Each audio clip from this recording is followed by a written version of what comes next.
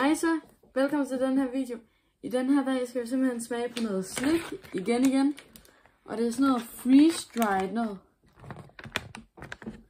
Det er så ret sejt.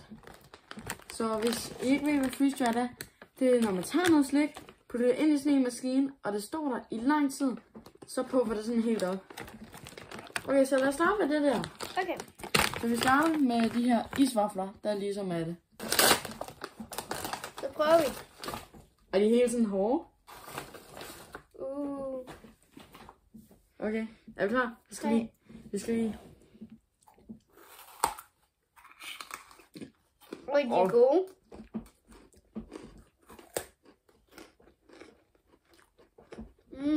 Det er sådan marings kysskonsistens. Der er sådan et bid i dem.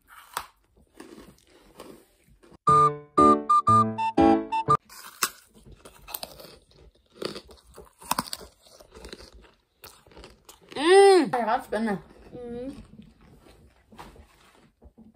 Eftersmagen er det mærkeligt. Så lad os prøve de her ferskenringen simpelthen. Dem elsker mig, Anna. Bare sådan helt normalt slik. Så det er spændende at se. Og vi gemmer faktisk i de her noget skinnende Skittles lignende noget, fordi jeg har hørt, det skulle være det allerbedste, og de måske endda smager bedre end normale Skittles. Så det er ret spændende. Anyways, lad os åbne den her. Hold da fast. Det er jo lidt mere firkantet. De er sådan chunky i toppen, og så er de rundt her. De dufter virkelig godt. Ja, de dufter helt af fersken. Er I klar? 3, 2, 1. De er sure. Lidt sure. De er sådan sure, og så smager de jo af sur fersken. Virkelig godt. Sidst og rent faktisk mindst, de her Skittles. Og jeg glæder mig faktisk vildt meget til det. Jeg har glædet mig vildt meget til alt det her. Det er så sådan lidt. Det var du heldig. Det var så du lige så sammen. Sådan her ser de ud.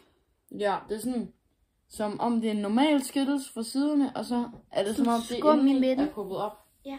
Er du klar? Ja.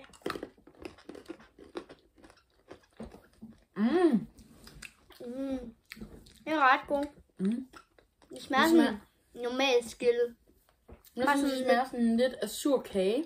Sådan en citronkage. En citronkage, der er kanasende.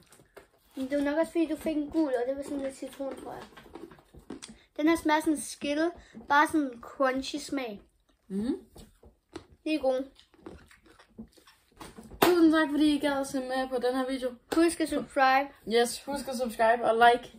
Og lav en kommentar.